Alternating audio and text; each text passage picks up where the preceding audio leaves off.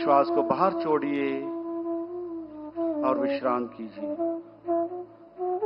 श्वास బయటికి వదలండి, విశ్రామం చేయండి। एक और बार इसका अभ्यास करेंगे। మరొకసారి 20 సార్లు చేయండి।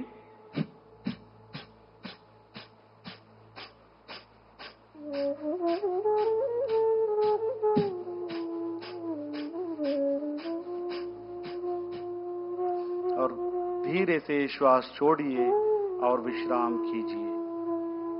श्वास వదులుతూ सामान्य स्थितिలో विश्राम చేయండి।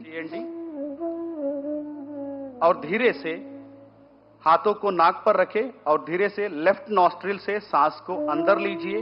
निधाనంగా लेफ्ट नॉस्ट्रिल నుంచి శ్వాసను తీసుకోండి और धीरे से राइट नॉस्ट्रिल से जीभ को बाहर निकाले। दोनों तरफ मोड़िए, नलिकाकार बनाइए।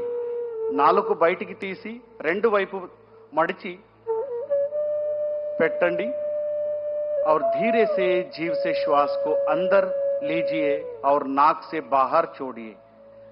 जीव द्वारा श्वासम लोपल तीसकोंडी, नोज द्वारा श्वासम బయటికి వదలండి।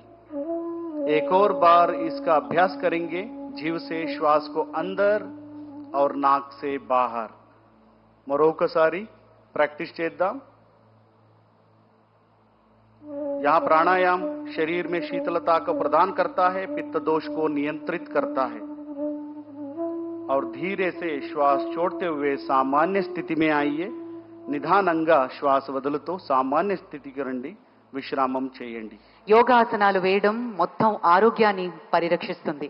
అలాగే యోగా గురించి ప్రపంచ వ్యాప్త అవగాహన పెంచడం అత్యంత ముఖ్యమని భావించి మన ప్రధాని గారు ఈరోజు అంతర్జాతీయ యోగా దినోత్సవంగా మనం జరుపుకునే విధంగా ఆయన తోడ్పడ్డారు।